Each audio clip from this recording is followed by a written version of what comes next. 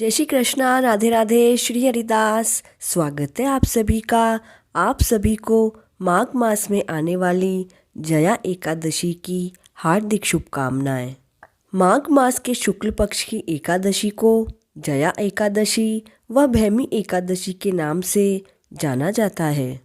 अगर कोई भी व्यक्ति भूलवश ही सही एकादशी का व्रत कर लेता है तो उसके समस्त पाप नष्ट हो जाते हैं और वह सुगमता पूर्वक जीवन के परम लक्ष्य भगवत धाम को प्राप्त कर लेता है।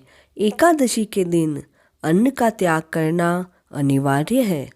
आज हम भविष्य उत्तर पुराण में वर्णित माघ मास के शुक्ल पक्ष में आने वाली भैमी एकादशी अथवा जया एकादशी की कथा व महिमा का श्रवण करेंगे। महाधनुर्धारी अर्जुन बोले, हे प्रभु, अब कृपा कर आप मुझे माघ मास के शुक्ल पक्ष की एकादशी के विषय में विस्तार से बताएं। शुक्ल पक्ष की एकादशी में किस देवता की पूजा अर्चना करनी चाहिए व इस एकादशी के व्रत की क्या कथा है और उसके करने से हमें क्या फल मिलता है। श्री कृष्ण भगवान बोले, हे पार्थ, माघ मास के शुक्ल पक्ष की एकादशी को जया एकादशी कहते हैं। इस एकादशी के व्रत से मनुष्य भूत प्रेत पिशाच आदि की योनि से छूट जाता है। अब मैं तुम्हें जया एकादशी के व्रत की महिमा को सुनाता हूँ। प्राचीन काल में स्वर्गलोक में राजा इंद्र राज्य करते थे। उनके राज्य में सभी देवगण बहुत प्रसन्न व समृद्ध थे। पारिजात के पुष्पों से घिरे हुए नंदनवन में इंद्र सोम रस का पान कर रहे थे। अप्सराएं नृत्य कर रही थी व गायक मधुर स्वर में गायन कर रहे थे। मुख्य संगीतज्ञ चित्रसेन अपनी पत्नी मालिनी व पुत्र माल्यवान के साथ सभा में उपस्थित थे। वहीं पर पुष्पवती नाम की एक अप्सरा थी जो कि माल्यवान की तरफ आकर्षित हो रही थी। यह बात देवराज इंद्र को पता चल गई। इस कारण देवराज इंद्र के समक्ष उनके नृत्य और संगीत में त्रुटियां आ रही थी, अर्थात गलतियां हो रही थी। यह देखकर देवराज इंद्र उनकी स्थिति समझ गए और उन्होंने इसे अपना अपमान समझा। इसी कारण देवराज इंद्र बहुत क्रोधित हो गए और क्रोध में भरे हुए वचनों से देवराज इंद्र ने कहा, हे मूर्खों, तुम दोनों मुझे प्रसन्न करने का झूठा दिखावा क्यों कर रहे हो? किंतु सत्य तो यह है कि तुम दोनों एक दूसरे के प्रति आसक्त हो रहे हो। यह मुझे स्पष्ट दिख रहा है। इस भरी सभा में इस तरह तुम दोनों ने मेरा अपमान किया है, इसलिए मैं तुम्हें श्राप देता हूँ कि तुम दोनों इसी क्षण पिशाच योनि धारण करके पति पत्नी के रूप में मृत्यु लोक में जाओ और वहीं पर अपने पाप कर्म का फल भुगतो।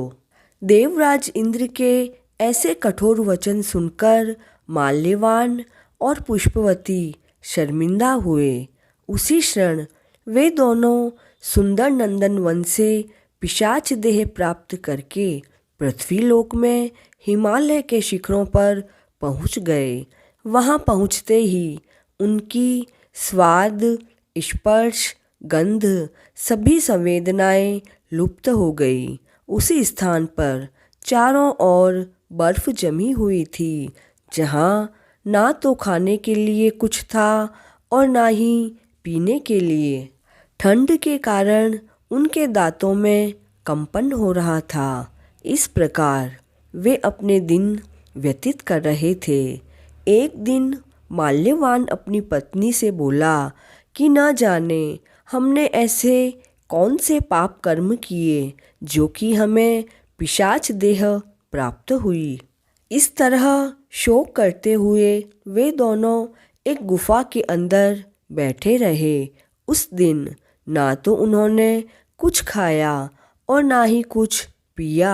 इधर ठंडी हवाओं के कारण उन्हें रात्रि में नींद भी नहीं आई और वे सारी रात्रि के दौरान जागते रहे।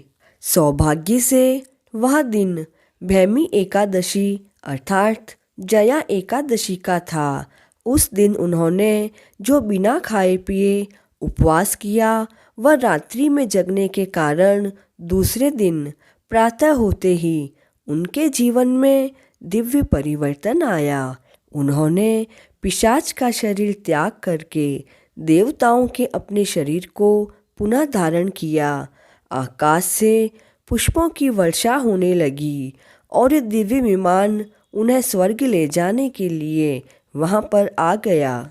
स्वर्ग पहुंचते ही जब देवराज इंद्र ने उन्हें देखा तो उन्हें बड़ा आश्चर्य हुआ और वे उनसे पूछने लगे कि आप दोनों ने ऐसा कौन सा पुण्य कर्म किया जो इतने कम समय में आपको मेरे घोर श्राप से मुक्ति मिल गई।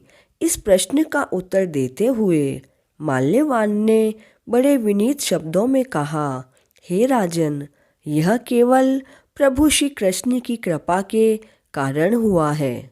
हमने अनजाने में ही भैमी एकादशी का पालन किया। इस अनजाने सुकृत्य के कारण ही हमें अपना दिव्य शरीर पुनः प्राप्त हुआ। यह सुन के देवराज इंद्र बड़े प्रसन्न हुए और उन्होंने कहा, क्योंकि तुम दोनों ने भगवान श्री कृष्ण की भक्तिपूर्वक सेवा की है, इसलिए तुम दोनों मेरे लिए पूजनीय हो गए हो। इस तरह इंद्रदेव ने उन दोनों को स्वर्गलोक में पुनः स्थान प्रदान किया। आगे श्री कृष्ण कहते हैं कि अर्जुन, इसलिए प्रत्येक मनुष्य को इस परम कल्याणकारी भैमी एकादशी का निष्ठा और श्रद्धापूर्वक पालन करना चाहिए।